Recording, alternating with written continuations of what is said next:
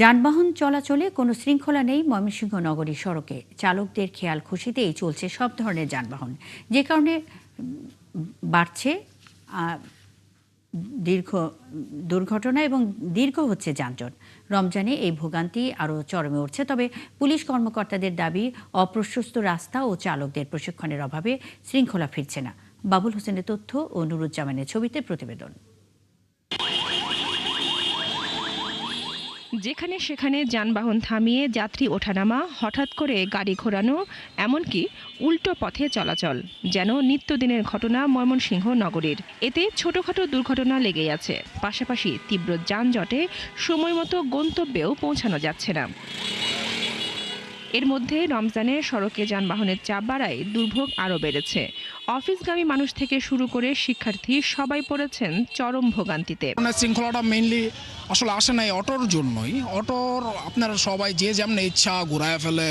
নতুন বাজার থেকে টাউন হল যেতে যদি রাস্তা খালি থাকে তাহলে রিক্সা বা অটো নিলে আপনার 2 মিনিট সময় লাগবে, কিন্তু আপনি যদি এখন যান তাহলে আধা ঘন্টার নিচে আপনি যাইতেই পারবেন না। শহরে যে ধরনের যানবাহন এখন চলছে, যে সংখ্যায় চলছে, এটাকে আরো সীমিত করা উচিত। যে যেদিক দিয়ে পারে সে সেদিক দিয়েই গাড়ি ঘোরাচ্ছে, গাড়ি থামাচ্ছে, এটাই বিশৃঙ্খলা। হেরা তো দোকান পাকড়ে যায় বৈশা থাকে। আমরা যারা সাধারণ নাগরিক আছি, আমাদেরও উচিত যে যার যার লেন বজায় রাখা, যার যার লেন অনুযায়ী চলা। অধিকাংশ ড্রাইভারই তাদেরই কোনো নিজস্ব কোনো লাইসেন্স নাই, কোনো নিয়ম নীতি নেই, ওদের কোনো ট্রাফিকের আইন সম্পর্কে তাদের কোনো ধারণা নাই। চালকদের খেয়াল খুশির কারণে অনেকটাই অসহায় ট্রাফিক পুলিশ।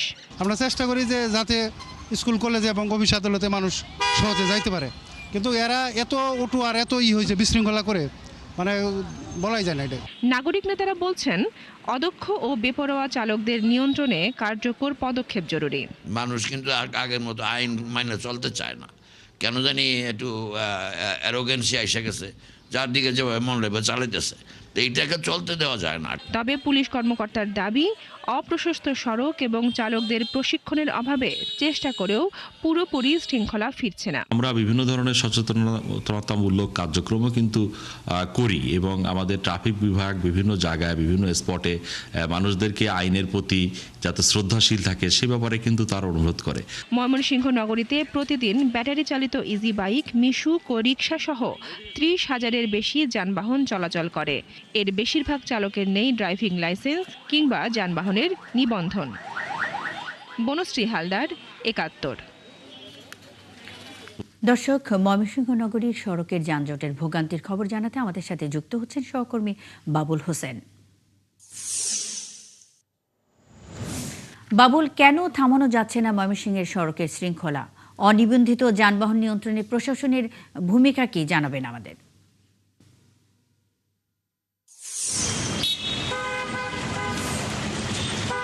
প্রশাসন তাদের সাধ্যমতো চেষ্টা করছে, কিন্তু তারপরেও আমরা যেটি দেখছি যে প্রতিদিনই সড়কে একটি চরম বিশৃঙ্খলার সৃষ্টি হচ্ছে।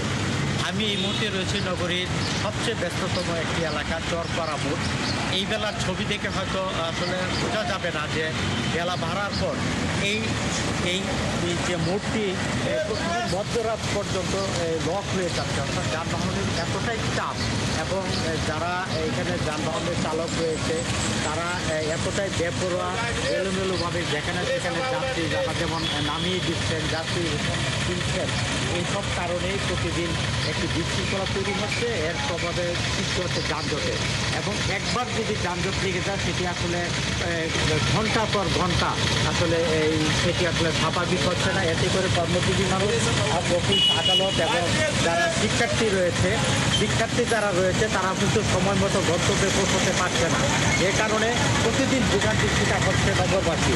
তো স্থানীয় প্রশাসন থেকে যেটি বরাবরই বলা হচ্ছে যে অপ্রতুল যে তাদের যে লোকবলের একটি অভাব। আপনি জানেন যে ময়মনসিংহ এখন বিভাগীয় শহর, কিন্তু এখানে ডিআইজি রেঞ্জ কার্যালয়ে কোনো পুলিশ বরাদ্দ দেওয়া হয়নি, এবং মেট্রোপলিটন যে সিটি মেট্রোপলিটন যে পুলিশ সেটিও কিন্তু এখনও হয়নি, যে কারণে জেলা পুলিশ সেই পরিস্থিতি সামাল দিতে গিয়ে প্রতিদিন হিমশিম খাচ্ছে এবং কোনোভাবে সড়কের শৃঙ্খলা ফিরিয়ে আনা যাচ্ছে না।